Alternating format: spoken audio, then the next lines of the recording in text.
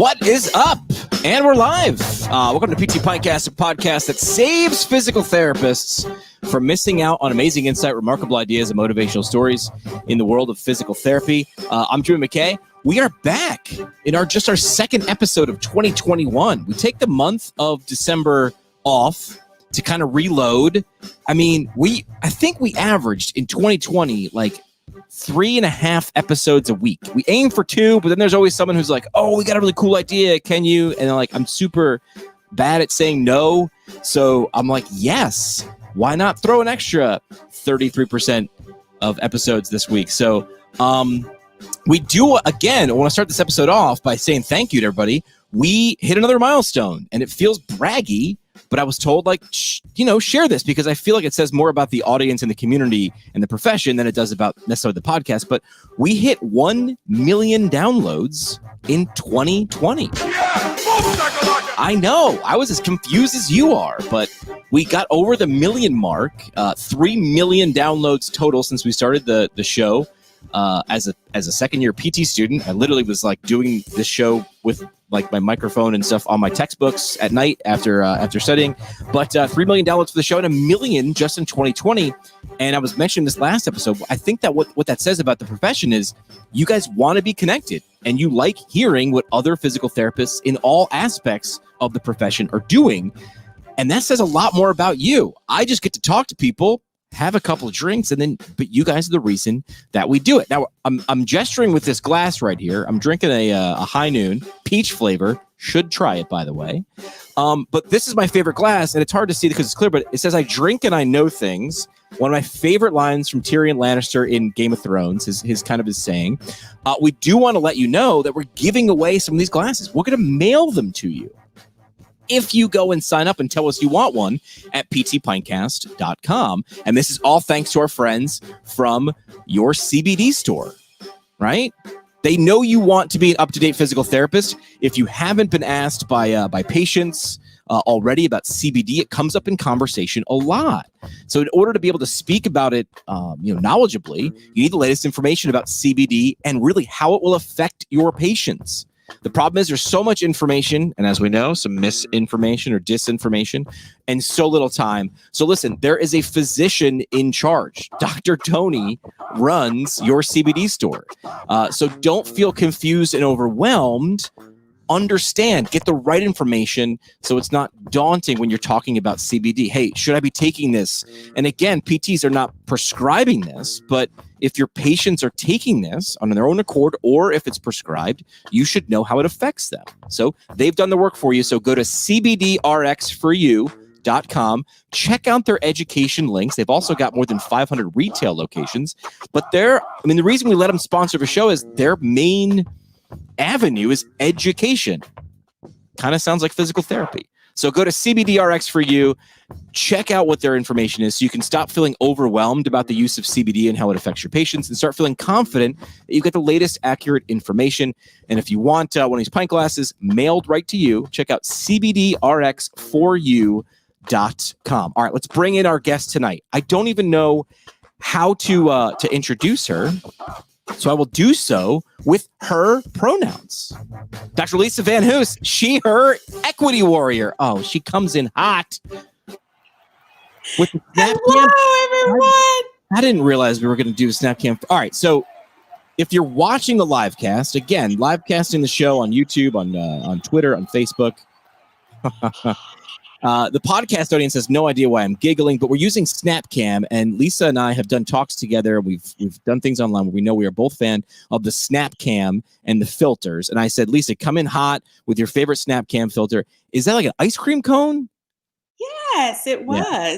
And now you've got that. Those are very anime Rudolph eyes. I go with Mandalorian.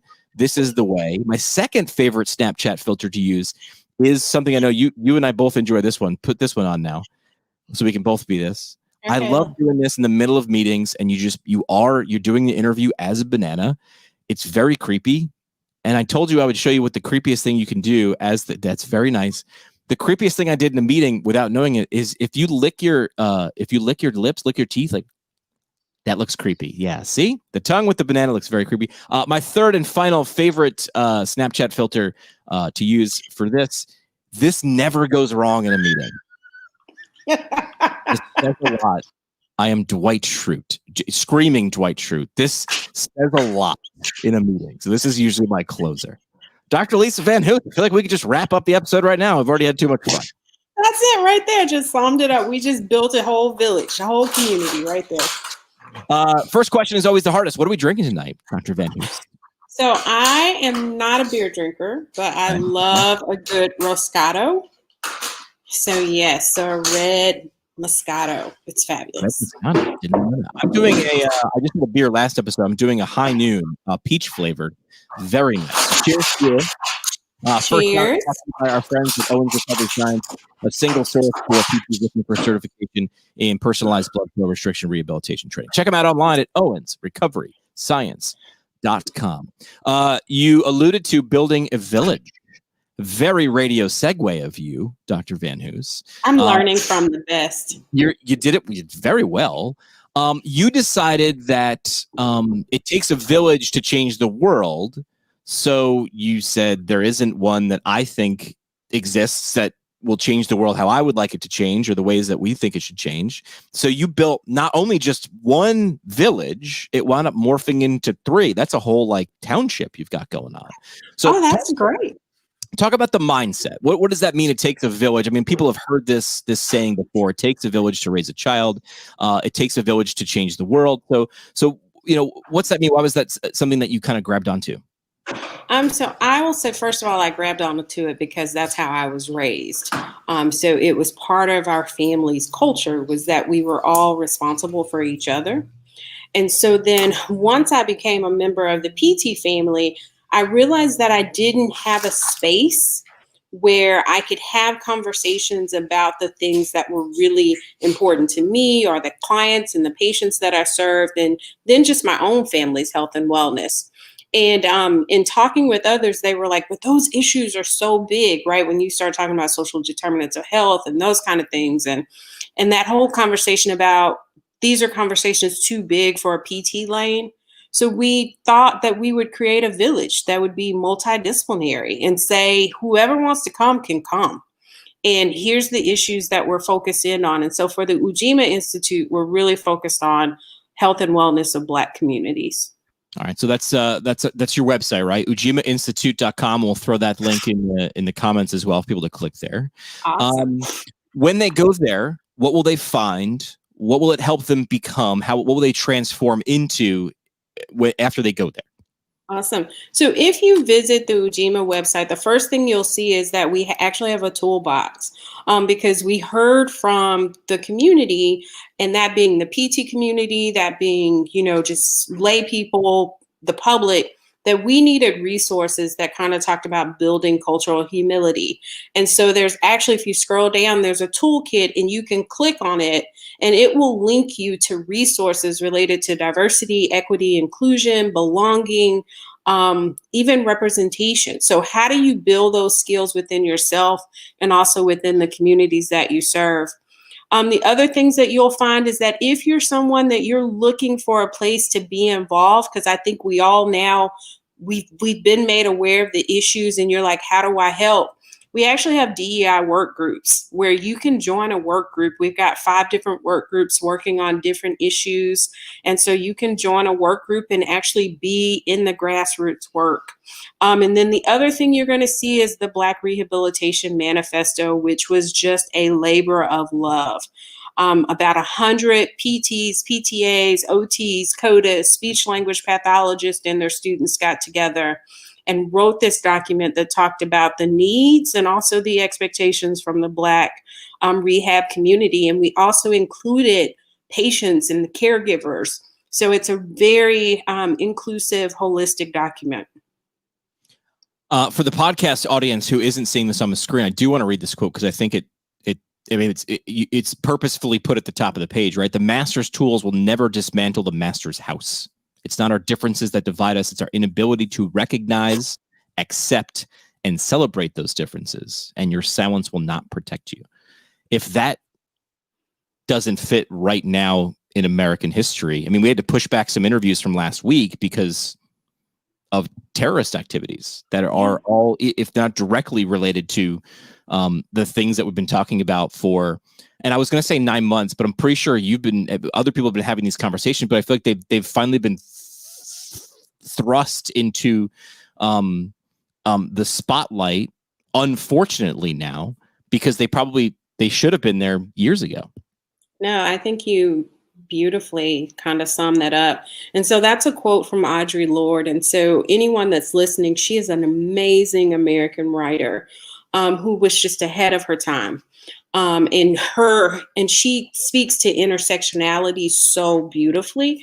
So she's a really great writer for you to know. But I agree with you. I think last week's events allowed another opportunity for us to really kind of see how connected we are, and how the things that we neglect or the things that we try to brush under the rug, that dirt always comes back to the top. You have to deal with these things. And so I'm hoping that it's an opportunity for people to see kind of, here are some shared here are the commonalities when you are othered, right? Because our congressional leaders were basically othered, and people came for them. What is othered? Like, what is othered? Oh, great. So other is that activity you do when you go, that person's different from me. Oh, they, when you use a they, kind of? Yes. Yeah. Mm-hmm. Yes, the they.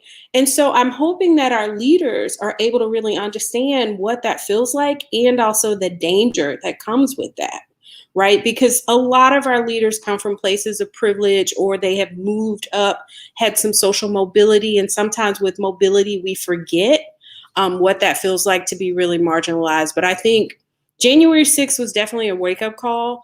I also feel like it really laid the foundation for us to have conversation about police reform, right? Because yes, the majority of our law enforcement is fabulous. I come from a military family. I totally respect law enforcement and all of those that are in that serve our country. But it was a really good example of what can happen when just a few go rogue, and how that those few can impact your health. They can even impact your potential mortality. I mean, they thought they were going to die on January 6th. And so I'm hoping that people are able to see the similarities. Like, even right now I'm loving listening to everyone's commentary, like comparing the policing from January to the summer. And I'm like, that's every day in America. It's 3 blocks away. Yeah. 3 blocks. And I mean, you saw the picture. I mean, I think it was Sky Donovan pointed it out. It was mistakenly quoted or credited as, this is what the Capitol steps looked like this summer. It was Lincoln Memorial. But I mean, they were ready. I mean, they were ready for several football games, right? And I think that is true any place in America, right? When you think of policing patterns in marginalized communities compared to affluent communities, right? So you tend to see this over policing, where there's this assumption of safety with other communities. So I just thought there were so many good analogies if you just stop and think about it. Yeah. And then the opportunity is now that you are aware, what are you going to do? Right. As one of my professors used to highlight all the time, what, so what, but now what? Ooh, that's good. And he did it with an Irish accent, which made him sound way smarter than me. He did. The thing that has been bothering me in the last 7 days has probably been the mental gymnastics. I'm very, very I mean, I don't know. I'm just confused at the increased mobility in mental gymnastics, and people being able to say that the things that happened were okay. Yeah. It's very difficult for me to rationalize that, but they're saying it out loud with a straight face. And they mean it. And they mean it, right? And that's the scariest part, right? You're not selling something. You truly believe that. And that's where you almost want to say, I mean, I talk a lot. I tell people all the time, I get to talk a lot to people who are smart and passionate about the things that they're smart and passionate about. But you and Sharon Dunn probably speak. I mean, how often are you being asked to speak in the last? I mean, well, first of all, you're a chair of a department. We got to make sure people know, like, you're chair of a PT department, right, in Louisiana. so you have it like, a job that you do, but then I feel like you're like the hardest working woman in show business, because I turn around and you're on like every conference and people are bringing you. You also do something with Mika Mitchell, which is a Mindful Monday. So you're giving, and it's like, well, it's easy. She just talks for an hour. I'm like, well, I talk, and like it takes a little to prepare, and like it takes a while to come down. Yes. So I wanted to ask you this question. I think I half asked you one time, but are you like tired, because you are asked so often to speak on so many issues regarding race, and you've said before, you did at a keynote, which was, this is not a me thing that I own, but you've got to be like, you need a day off, is what I'm saying. I don't want to stop, but like your role, and again, I wanted to draw the bridge here to, this is why you're trying to create villages, because Lisa needs a day off. Yes, and I feel like I need a year off, really, because there's so many good books. So if you know me, I'm like, I just want a moment just to sit with like a whole bunch of books and just read for a year. But I think what drives me is the fact of that. One of my favorite quotes is that when you look around in a room and you keep saying someone should do something about that, then that someone's probably you. Yep. And then I think one of the things I have to keep coaching myself up on is making sure that you create space where other people can come on the journey with you. And that was why the Ujima Institute was so important, just that collective responsibility, and also building up other people who feel like they have the capacity to find their voice and also speak in this arena. And so that's part of what we do in the Ujima Institute is, yes, we might have some elders out front, but over time, you'll see that elder base, that council continue to grow, so that now we have a lot of people kind of saying, okay, here's what we see. How can we collaborate with you to fix it? And I will also admit that I struggle with it sometimes. Yeah. Shocked if you didn't. Yeah, because I've had a few people, kind of say to me, hey, you're coming off as the flavor of the month, right? And, how do you feel about that? And I'm like, for right now, I feel called to be in this space. But I also feel like if someone else wants to be in this space, I will happily say, come on. Right. And use my influence to help you be able to elevate your voice. And I think that's what, when you think about privilege, like right now, I have a lot of privilege in my life. And so my role as a human is to use that privilege to help elevate somebody else. So, because you can't be in all the lanes of traffic. Right. Well, that's what a leader does, right? That's what they say. A leader doesn't create more followers. A leader creates more leaders, which again is why I liked what you said at the Ujima Institute, which is like creating a village, but you created 3. So talk about the different villages that you've created, because they were different and intentional. Yes. So we created 3 villages, and the first village is called the Her Village. And the Her Village is really focused on meeting the needs of female healthcare providers. And the reason being is not that we wanted to exclude our male counterparts and also our non-binary counterparts, but the thought was that we know that often those of us that identify as females, we often have additional roles that are added onto us. So you'll hear in literature about women having 2, 3 jobs. And so we wanted to be able to provide a space for those that identify as female to come together and be able to talk about their needs in a safe space. And then the Heal Village is focused on getting education and services in underserved or not served communities. Often in PT, we'll talk a lot about underserved communities, but I think we also have to be really honest that there are communities that have no services that are easily accessible. And what I mean by easily accessible is within a 30-minute drive. I remember when I was practicing in Kansas, I would have clients drive 4 hours one way to come see me. Wow. Right? Because I'm one of few, oncologic specialists in the area. And that's, we as a PT community, we've got to address that issue. Then the Care Village is focused on community-based research, and that being research that the community has helped identify. So they help create the research design, they're part of the data collection, they're part of the interpretation, so that we make sure that where we're investing our resources is really community facing. A lot of our research is very driven from what we as the educated people think needs to happen. And most of the time, communities are aware of where their gaps are if we would just listen to them. It's amazing, and I say this all the time whenever people come on the show. They're like, "What?" Some people will get nervous. Not Lisa, because she talks more than I do. But like some people will get nervous about what are we going to talk about, and they'll say like, "Can you give me a list of questions?" And for full transparency, we actually have like an intake form, much like a PT clinic, right? Like the parallels, Lisa, a lot of times between what I do now and what a treating clinician does are shocking. Well, I was shocked at first. Now I'm like, they're so clear. Patient walks into your clinic most of the time. They fill out a form. They are telling you things there. Like they are telling you, not the whole picture, but sometimes a lot. And what we'll do is we'll have a form. The guest fills it out. And a lot of times if people are uncomfortable, maybe they just don't do it a lot.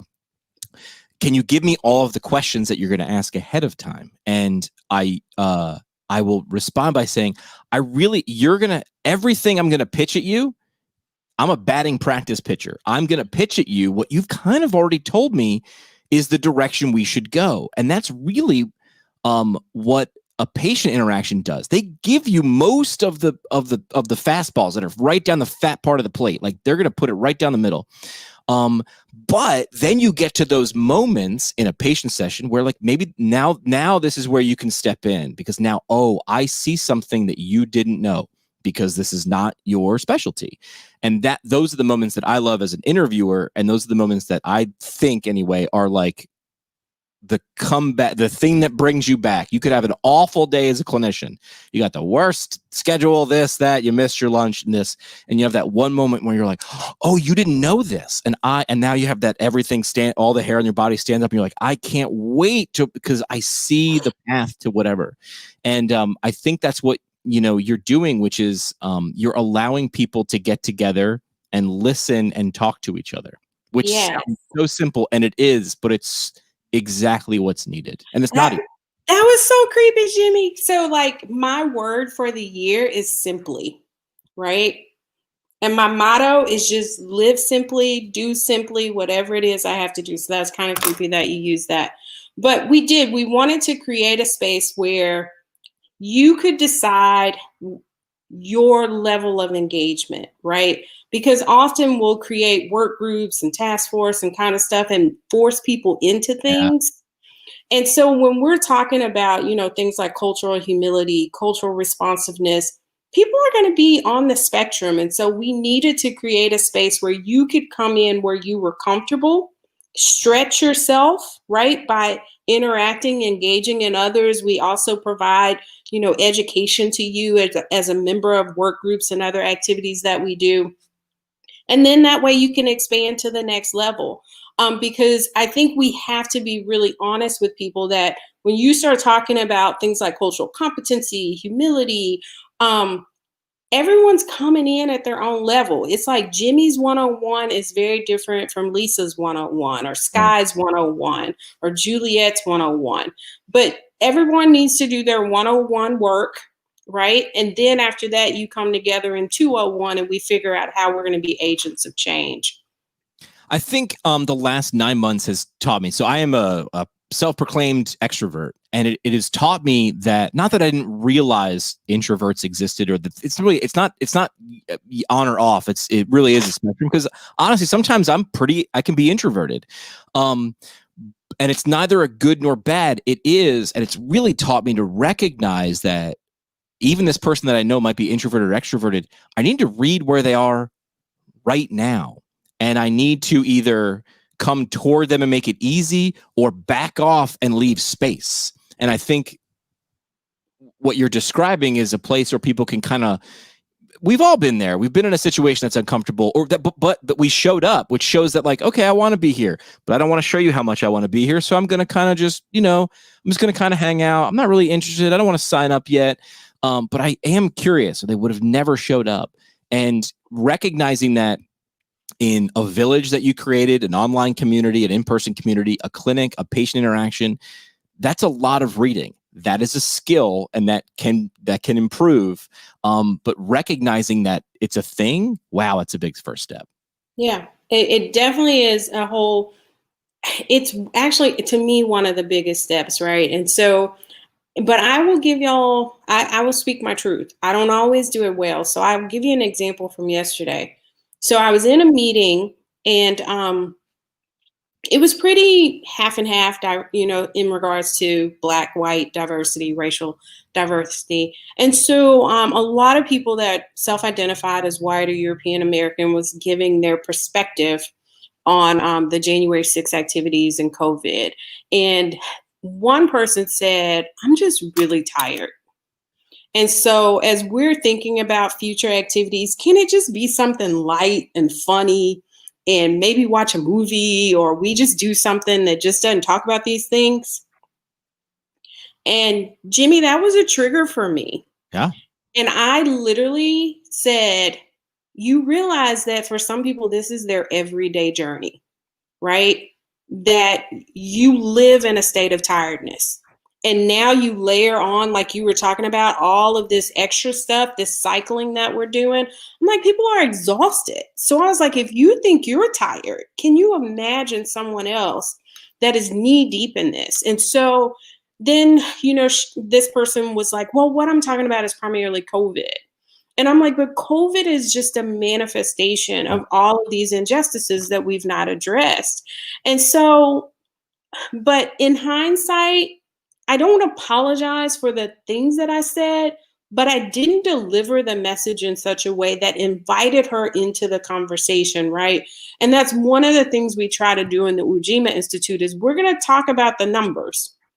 We're going to tell the truth. And the dashboard isn't beautiful, but we're also going to tell it in such a way that you know that you are welcomed in the conversation.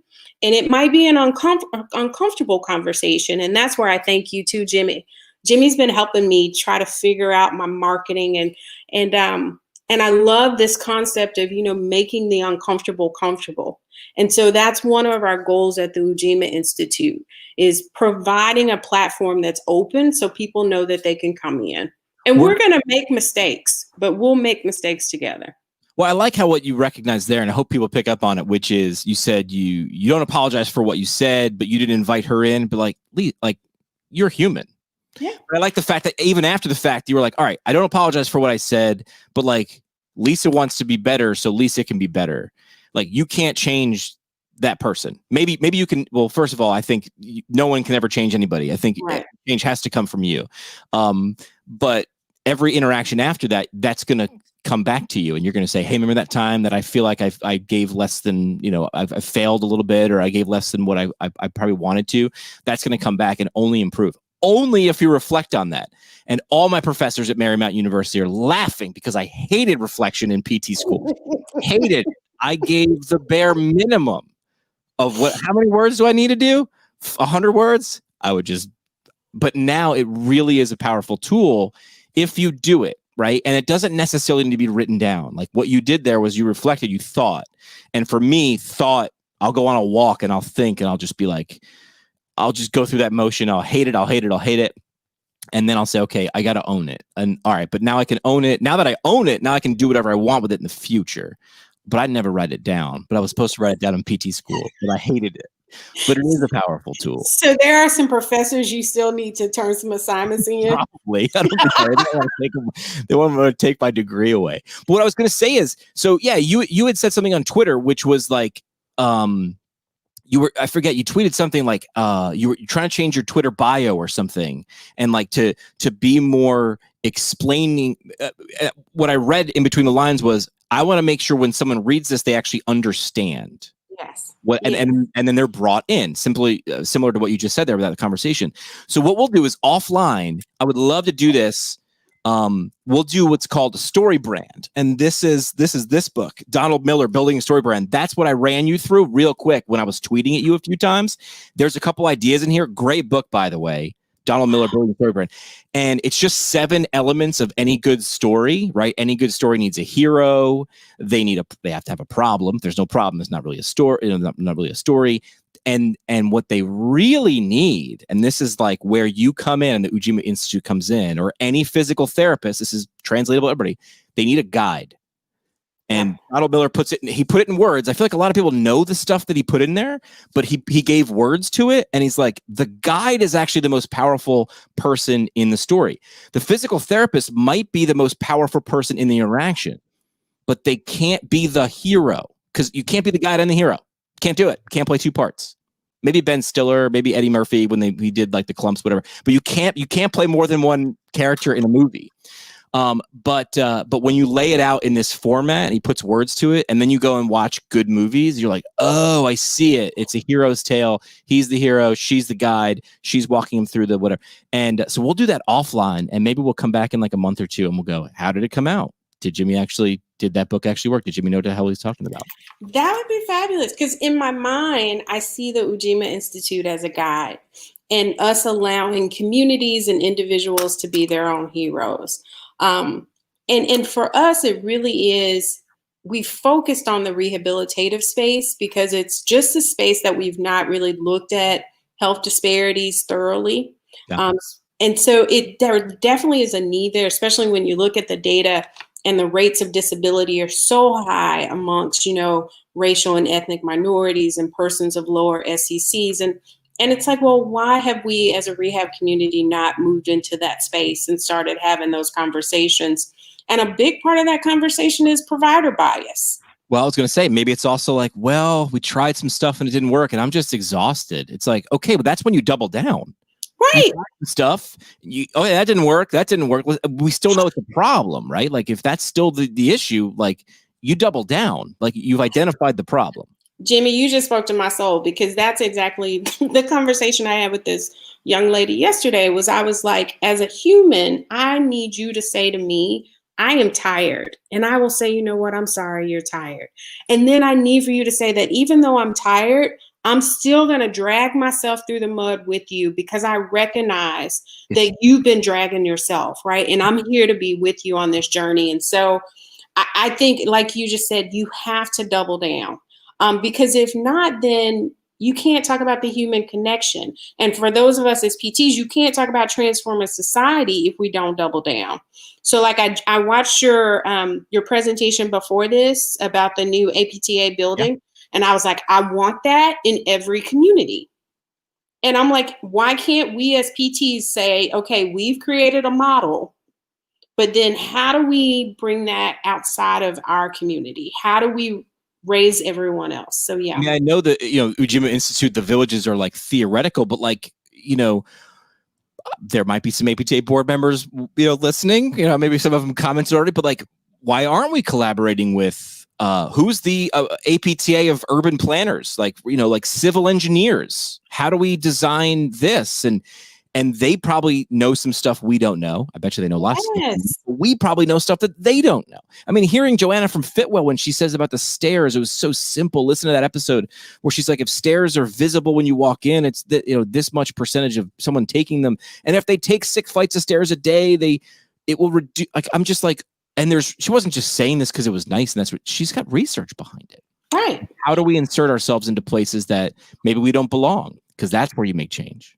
And could we have conversations with K through 12 about, could you expand the break between class, right? The class migration, where yes, it might still be 5 minutes, but a student's not late if it takes them 10. So if you have a student that's overweight or identified as obese, allow them the opportunity to walk the stairs also. Because I know back in my day when I was doing school therapy, it was like, I had certain students that took the elevator for no other reason than just because they might be overweight, or they might have had a disability that would still allow them to climb the stairs, but they wouldn't be able to get there in time for, the next bell ring. So I'm like, there are places where we as PTs can talk about universal designs of mobility, but we got to get outside our clinic, because the minute I was watching you talk about this building with your speakers and they were showing pictures, I went and I Googled the life expectancy for that zip code. And so the life expectancy for that zip code is 84 years, where the average life expectancy in the US is 79. So I'm like, so it's great that we built that, and those people that are within the APTA, y'all are going to have some amazing health, because Joanna was spitting some awesome statistics.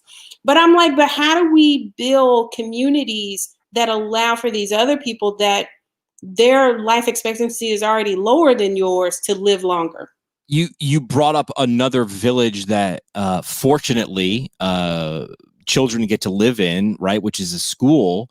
And it got my mind. I mean, someone's probably already done it. Whenever I have an idea I think is good, and then I Google it, I'm like, oh, someone already did that. But yeah, like Sky Donovan, right? I'll call her out. Her kids go to a school where it's bilingual, and her kids are fluent in Spanish and English too, because that's what they grow up in. But how could you get physical education into science? Like how could you do that? Like, could you do that? Could you get the PE into math? I don't know, but it seems like kids would go for moving around and stuff, and maybe be more apt to learn if they're. I mean, I knew I would have. I mean, I didn't sit still for 12 years through school, but that's that village too. So it really is more of a mentality what we're talking about with the Ujima Institute and the villages, which is, where do you live? That's your village. Is your village supporting you positively, or is your village not supporting you, and that's a negative? Yeah. And how can you change that? So it can be an APTA Centennial headquarters, a physical structure, or it can be, who are the 5 people you interact with most? If those people are this, you're going to be that, and that is a pretty good predictor of your health, or they're going to be this way. Yes. And starting with that village on that, that smallest level, and saying, okay, how do I improve the health and wellness of all these people in my village? And then expanding your village, right? Because ultimately we're all in one big village, right? The planet is just this one space. We're all kind of spiraling in the middle of nowhere. You're going to say stuck in, but yeah, we're stuck here. Yeah, we're stuck here. So sooner or later, we all have to identify the fact that we're connected. But if we just each kind of kept that in our minds, and that was the whole purpose behind the Black Rehabilitation Manifesto, was saying, hey, y'all, you forgot about a village. You forgot about Black communities, and particularly within the rehabilitation space. So if your listeners go and look at the manifesto, you'll see that we divided it out into advocacy, practice, education, and community engagement. And the reason being is because we were looking at, okay, what are the current, like the APTA, the American Occupational Therapy Association, ASHA, which represents speech. We were like, what domains are they already in? And that naturally was the domains that they were in. But when we started looking at the documents and the activities, we were like, there is very little language about the Black experience and the health outcomes and disparities that we're all talking about, but then we didn't see them intentionally addressed in the activities of those organizations. And so it was nice to have 100 people kind of come together and say, okay, how could we create a village and be direct in our communication, because clarity is kindness, and say, look, y'all, here's the state of the union as it relates to rehabilitation. Here's what we want. So you don't even have to think about what you got to do. We're going to give you a list of actions. All we want you to do is figure out which one is within your sphere of influence and do something. And so that's kind of our goal over 2021, is just asking people, wherever you're at, look at the manifesto and tell us what you can do. Because we're all in this human village. If someone's listening right now, either live or recorded, what's going to push them to actually make that step? Because even signing up for something online is putting yourself out there, right? Walking into a room and saying, I want to find out more, that's putting yourself out there. How would you what would you say to someone who's listening, who's like nodding, but they're like, I'll probably do it tomorrow or next week, because that's someday, man, that's code for never. What would you say to someone who's nodding and you're like, just come and check it out? What would you say? I would say that the day that you wait is maybe a day that someone passes. I think COVID has taught us that. I think we're upwards to 3,000 to 4,000 deaths. Is it somewhere in there? Yeah, it's a day that someone develops a disability that didn't have to, right? And so could you step out of your comfortability enough to allow for someone to have their best life or to just have life at all. You did like 3 out of 7 steps from this just in that sentence. And when we do it offline, because you spoke to what they wanted, you spoke to what potential success or failure might look like. And then you laid out, hey, if you come here, we will walk you through our plan, which is join the community. Yeah. So you're like 4/7. I'm not good with math, but you're like 4/7 of the way through your plan. You're good to go. And the crazy thing is that most of us are already doing something in this domain. It's just a matter of, could we be much more intentional? Right. Right. Yes. Because, you know, I was looking at all of the different advocacy things that the APTA is doing. And I'm like, could we just retweak the language in this and talk about health disparities related to the Black community, right? Because right now that's a hot topic at the national level because of the costs associated with those health disparities. And I'm like, that might even help us get some of these things passed if we would talk about the contemporary issues. But a lot of times we tend to talk about things in these very general spaces. And so we miss that opportunity to say, we can address that issue. If you don't say it and you don't open the door and you don't let someone know that you're at least interested in helping them solve the problem, how can you be surprised when that person doesn't knock on your door? Right? You've got to, this is what we call hanging a shingle, right? Which is the old putting a sign out and saying, this is what I do. If you would like this, come here. You need to do that. Right. If you think you're too obvious, double down. You're not obvious enough. Be very, very obvious. I totally agree. And if you're too focused on you, then that never wins. No. So one thing I would love to see, you know, us do as a rehabilitation community is talk more about how the things we do are going to change the lives of others. Because a lot of times we talk about things like reimbursement in regards to, we need more money. We need, you know, I got a doctorate and I need to get paid more. Yeah, there's truth to that. But if we could change that conversation to the fact that here is our value proposition, right? We know that mobility is like the best way to prevent disease. It's the best way to attenuate, you know, the complications of disease. And so by allowing us more access, we're going to reduce costs, right? Or by maybe having PT as an essential benefit for Medicaid, then we can actually address the health outcomes of some of the most vulnerable in our population. But saying that and giving the numbers behind it, I think is really important. I just did a talk with Sky Donovan yesterday where we hit literally on that. Have you ever seen this, the value pyramid? No. So you just mentioned value. And I opened up with the students. I was talking at Duke. I was talking with Kyle Covington's class. And I was like, listen, you mentioned price. Like you mentioned reimbursement, right? Price, right? So you can race to the bottom. Where you can say like, hey, I provide physical therapy for $100 an hour. Well, then Lisa next door goes, I'll do it for $70 an hour. Or you can increase the value, right? You can move the floor or the ceiling. So this, what I'm showing on the screen, value pyramid, and it looks a lot like some pyramid that some guy named Maslow talked about in psychology, which was the needs, right? The bottom is food, water, shelter, right? Safety. And then you move up, it's social interactions. And you look at this pyramid, at the bottom is function. And you get like, does this product or service? So this is very much for a product or a service like physical therapy. So it's things like simplification or organization or connection or informs. And then it moves up and it talks about therapeutic value or, reduces anxiety or increases wellness, or it's fun. Like when you're out in the woods and you're worried about food and water, you're not thinking about fun. When that is done, now I can go up a rung and think about fun. So you think about this value pyramid and how you should paint this picture, because you're actually providing this. You're providing some of this, and every once in a while you can think, how can I add one more piece of value that will be a no-brainer if I go and sell it? I mean, 20 years ago, could you have ever wrapped your mind around the fact that we're paying like $700 for a thing that we'll carry around in our pocket and it makes calls and it's this computer thing? Like, no.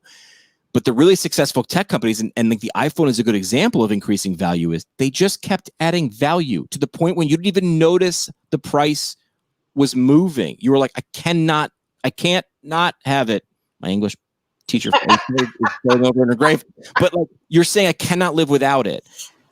I'm not saying I have the solution to how to do that, but this is definitely an idea that you want to go with, which is how do we, and you probably already have a lot of this value baked in, but are you communicating that value? You could have it. If you don't tell me, I never know. So this was something we were just talking about. And I promised Sky Donovan and Kyle Covington, we would do an episode on that, that pyramid and Ikigai. You know what Ikigai is? Mm-hmm. The Venn diagram. I think those two things go hand in hand because Ikigai is all about you. Like you should know what things drive you, what you're good at, what the world needs, what you love, and what you can make a living on.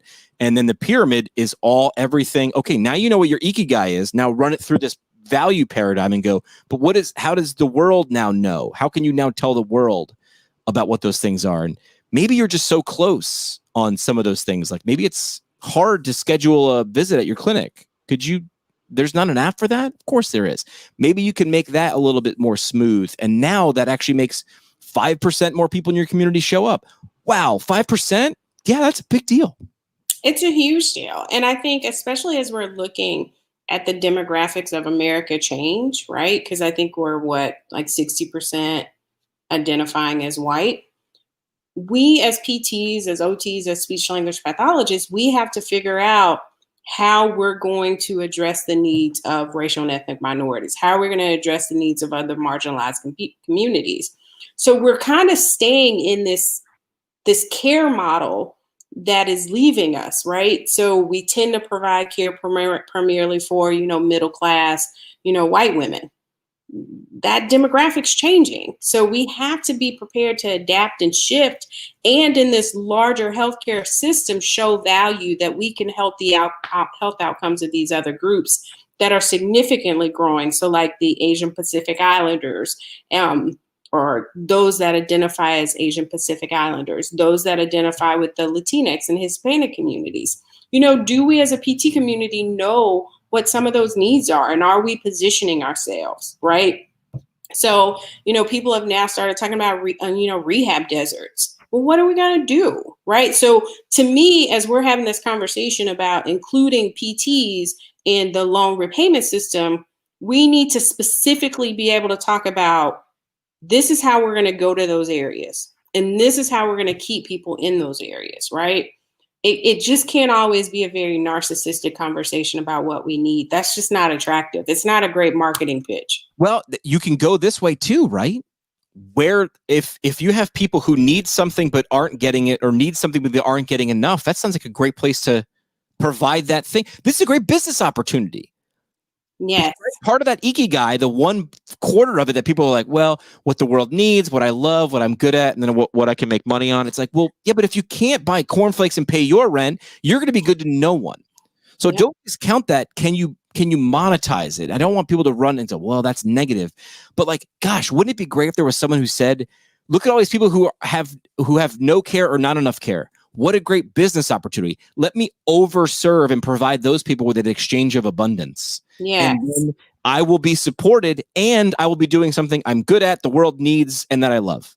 Yeah. And and you're exactly right. And that's one of the things that we talk about in the Rehabilitation Manifesto under the practice and the education sections, right? Is because we understand that right now, the diversity within our workforces are very limited. I think PT and OT is kind of hovering at about 76, 77% Caucasian. Speech language pathology, though, is actually like number one. Is it? Yeah. So they're like number one for the most women. It's like 95, 97%. And then like their whiteness scale is like 95%. Back in like 2015, they were actually in the news as like one of the top 10 whitest professions in the US. Wow. But it doesn't mean that just because you don't share the same color that you can't provide care. But it does mean that there's probably some skills that you need to obtain so that you can build a therapeutic alliance with people quicker, right? Because that way, the quicker that therapeutic alliance is built, the quicker we can move on to health outcomes. Right. And so what we talk about in the manifesto is things such as how is your educational program assessing those skills, right? So diversity, inclusion, equity, belonging, representation, because those are all very different things. And so one of my mentors has kind of drilled into me that a diversity or justice thing has to have an outcome, a goal. And so as programs are talking about DE&I, well, how are you assessing it? How are you measuring it? How are you teaching it?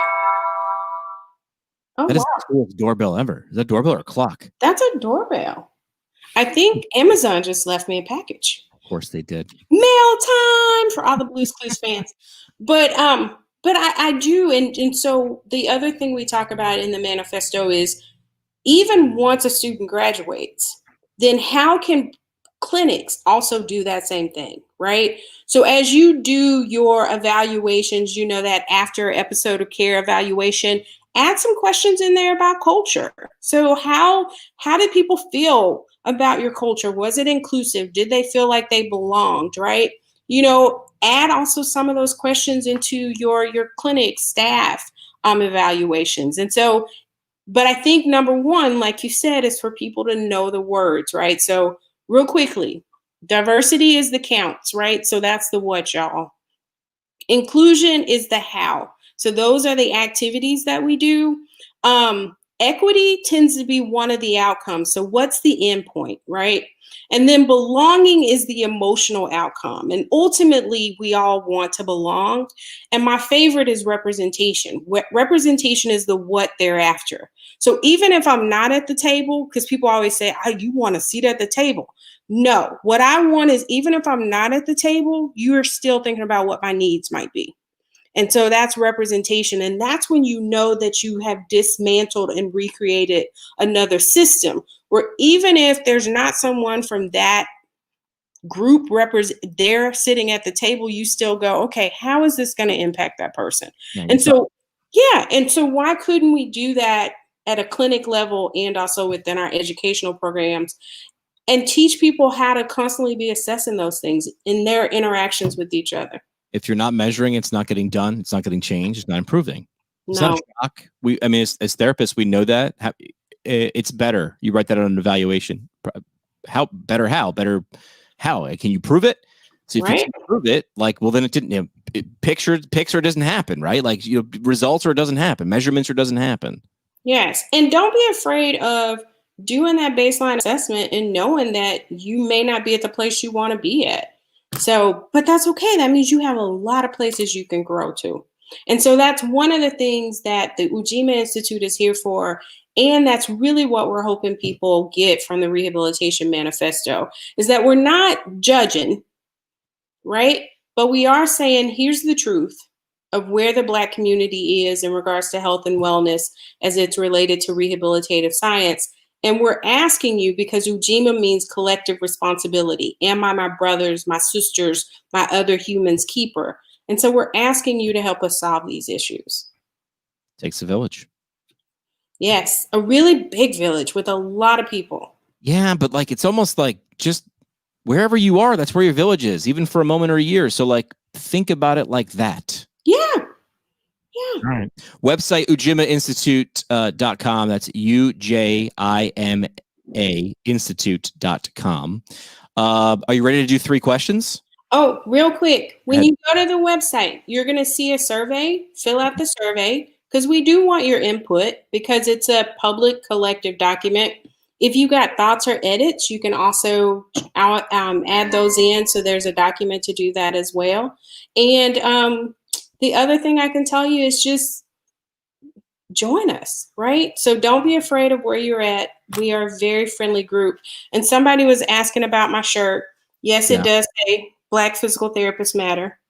It doesn't mean everybody else doesn't matter. Jimmy matters. It just means we need to focus on the fact that our number of Black PTs is actually potentially decreasing in some geographical regions. Yeah. So yeah. I like the focus on that, and I like the fact that more people are actually understanding it. More, not enough yet. Well, will it be enough? But more than did. Yes. So Dr. Harold Freeman, who is the father of patient navigation. So when I took his course, so one of the other things, y'all, is I'm a certified patient navigator, is he always talks about how all work is good work. So all work is good work. So even that craziness that happened on January 6th, and I'm going to call it craziness, and I know that that word is offensive to some, so my apologies. Those activities that happened on January 6th, it's allowing us to now have these conversations. So all work is ultimately good work. Oof. Well, you have that quote, so good luck, because you still have to have a parting shot. So you have to have that. But we got to do 3 questions first. Okay.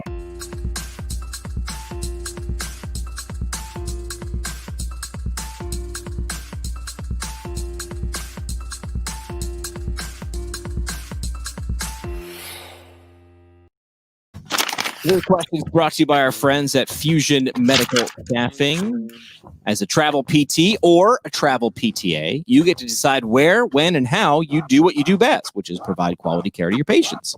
Traveler first, that mentality means you get full control of your healthcare career so you can create the travel lifestyle you love and deserve, because you worked for it and you're probably still paying for it with student loans. And with detailed job transparency.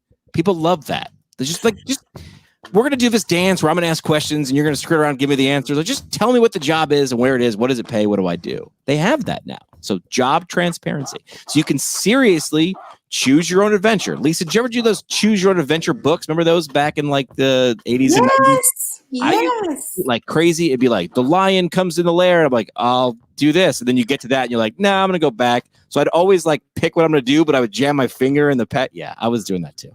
But start your travel adventure at fusionmedstaff.com. That is fusionmedstaff.com, and choose your own adventure. All right, so 3 questions. We keep the questions the same, but the funny part is even if we have a guest on multiple times, the answers usually they'll change as well. So first question is a where question. Okay. So when things are safe to travel, right? When we've shown our deltoids and gotten vaccinations and everything is safe to travel, where's somewhere in the 50 US that you just can't wait to go to? In the 50 US, yeah, I would say Hawaii. Yeah, I mean, I'm never not gonna agree with that. I haven't been, but I would like to go there soon. Oh, I want to go to I want to go back to Kauai. So yeah. All right, Hawaii. And where there are people, there are needs for physical therapists and physical therapist assistants. So check out fusionmedstaff.com. Second question is a what question. What's something you've watched, listened to, or read, a book, movie, podcast, something that you just think the audience would get value from reading, either enjoyment, knowledge, whatever? Oh, so it is called The Best Yes. Best Yes. Is it a book? It is a book, and it also has a work group. Now, in full disclosure, it is written with a heavy kind of Christian slant to it, but I still feel like it's worth the read regardless of what your belief system is. Because as I told y'all, my word for the year is simply. And so that requires me to say no to some things. Yeah. And what this author talks a lot about is that every time you say yes to something, you're saying no to something else. And so is that really what you want to say no to? Oh. So yes. I'm going to have to adopt that. I can hear several people in my life going, see, that's what you need to do. Because I say yes a lot. It is an amazing read. And so there's a chapter where she talks about chasing down the decision. And so from that, I created this acronym for myself that I've been using since about the end of 2020. But I call it facing the decision. So I face the decision. And F is, do I have the finances for that decision? Do I have the abilities? Do I have the courage? And do I have the effort? So am I at a season in my life that I can give it the effort that it's needed? So every decision, yeah. That's smart. That's real smart. I'm glad we're recording this because I'm going to use this. Last question on 3 questions is all about people, right? Who is someone the audience should know more about? Betsy Blunt. Okay. So as we get ready to celebrate our centennial, Betsy Blunt was actually born in 1914. So she would have turned 1 in 1915. But she became a physiotherapist roughly around 1942, 43. And she could potentially be the first African-American physiotherapist. That's cool. So, and she was amazing. She was an inventor. She was awesome. Let's make sure we do an episode on like her. Let's do some characters. Let's do some who's. Let's do a who's who in the last 100 years or something like that. You will come back and you'll do your book report on Betsy, and someone else will come back, and this way we spread the load. We could do like 2 or 3 people at once. Yeah, because I mean, we're gonna celebrate our 100th. Oh, that was not a word. We're gonna celebrate our centennial, right? 100 years, and we're thankful for all that were there at the beginning.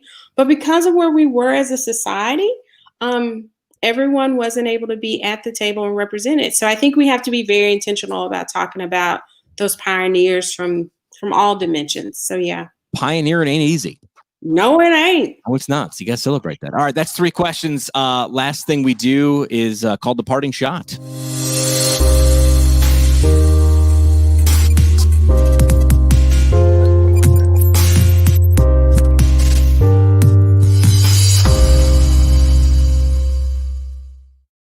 Parting Shot is brought to you by our friends from the Academy of Orthopedic Physical Therapy. Find them online at orthopt.org. If you're looking to level up your game, if you're looking for a community, a village of other physical therapists and physical therapist assistants who love orthopedics, who better? Like, seriously, it's a real question. Who better than the Academy of Orthopedic Physical Therapy?